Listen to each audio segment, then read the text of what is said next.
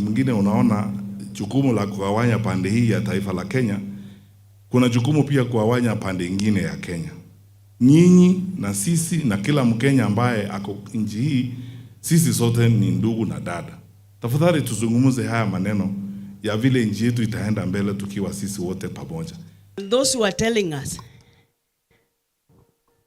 ati kama gwerere joku, what can we milk other than the blood of our children?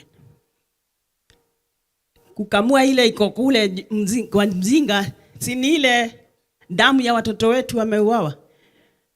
Why don't they ever tell us that he killed our children? Mimi nilindanganya, nikandanganya because I followed Ruto believing in what he was saying.